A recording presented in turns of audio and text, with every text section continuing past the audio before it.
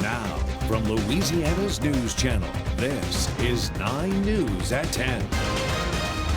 Hey there, friends. Thanks for watching the news at 10. I'm Gerron Jordan for Tiana DeQuano. Prayers for Lafayette. They continue tonight as that community continues to mourn and look for answers in that community. Vigils are being held to honor the victims who died in Thursday's theater shooting. Here's Kenneth Craig. Are my sunshine. Hundreds of people attended an emotional candlelight vigil Saturday night for the victims of the deadly shooting rampage 2 days ago in Lafayette. When somebody you love is the person that's in that headline, it's devastating.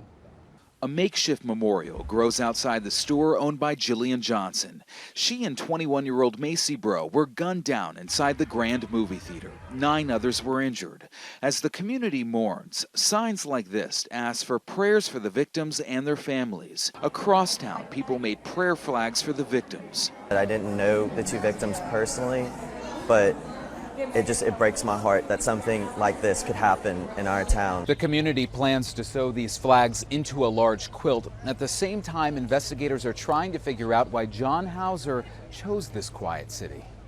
A law enforcement source familiar with the investigation tells CBS News police found writings in Hauser's room that said he wanted to target law enforcement, government agencies, and abortion clinics, and anyone else will do. He had even written the name of the movie and showtime he planned to attack.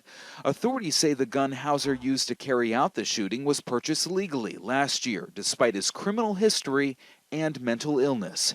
Kenneth Craig, CBS News, Lafayette, Louisiana. Tonight, we're also starting to learn about funeral arrangements for the victims. The funeral for Jillian Johnson will be Monday at 12:30. It's happening at the Dell Home Chapel of Flowers in Lafayette.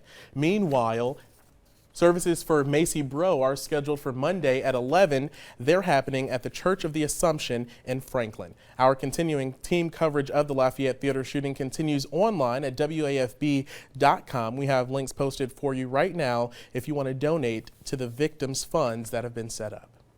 Tonight in East Baton Rouge, deputies say a shooting suspect is on the run. They're trying to track down Francisco Molina. He's wanted in connection to a shooting that happened Thursday night. Authorities believe he shot one man on Bayou Fountain Avenue. No word on that man's condition right now. If you can help locate Molina or know anything about this case, please call Crime Stoppers. Their number is 344-STOP. 3 people are in jail tonight after a sting operation at a nightclub in Baker. Police say Tiffany Levy and Ronald Haynes were arrested after they discovered the Ponderosa Garden Club was being run illegally without proper state and local alcohol permits. Tonight, the club's owner, Miltis Dyke, and those 2 bartenders face illegal operation charges. Well, it was a hot day and it's only getting hotter. Jeff Morrow is here with our first alert forecast. Hey, Jeff. We have some thunderstorm activity to actually talk about here, Jaron. As you can see behind me, boy, a big thunderstorm right now over Avoyelles Parish. That's directly overhead Marksville, so you're seeing quite a bit of lightning in that general vicinity. As we show you this sort of thunderstorm as it's moving slowly down towards the south-southwest towards I-49, so folks near Bunkie, Mansura, Cottonport, and Simmsport, you're definitely dealing with this shower and thunderstorm as it continues to slowly advance your way. One little thunderstorm right here also just to the northeast of St. Francisville. That'll probably hold together as it moves southwest of St. Francisville. You're not quite done with the shower and thunderstorm activity just yet, nor is Baton Rouge proper. Off towards the east side of town, towards O'Neill, Jones Creek, Shenandoah area, you're dealing with some moderate to heavy rainfall at this time. But the heaviest of rainfall today fell across sections of Livingston and northeastern East Baton Rouge Parish. You can see this big bullseye right here over Watson. Radar estimated rainfall totals upwards of 3 inches. Denham Springs around 1 inch and Central around 1.5 inches. Did get an actual observed total of 1 inch over in the central area reported to me. So you can see not a big sort of cluster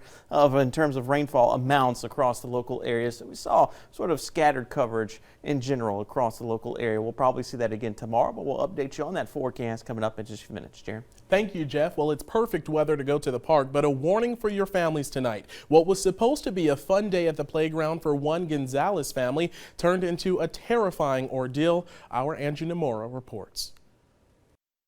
He walked over to the ship and took his right foot and kicked off his flip-flop and stepped his foot down, and that's when it happened. Sarah Morris is still on edge about what happened to her 2-year-old son a couple weeks ago when the family took a trip to Kids Cove Discovery Park in Gonzales. I couldn't imagine that something like that would actually harm a child that bad. She says her son suffered second-degree burns after stepping on the park's hot rubber surface with his bare feet. I mean, he was literally screaming for 45 minutes straight until the Tylenol with codeine kicked in. Morris says her son was rushed to the hospital to be treated and is recovering at home.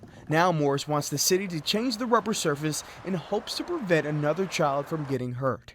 But Charlotte Guidry with the city says the park grounds are top standard. Essentially what we use is a soft serve material, which is not just recommended but authorized through a company for the sole purpose of using in municipal parks. She says this is the first time something like this has happened and officials are looking into it.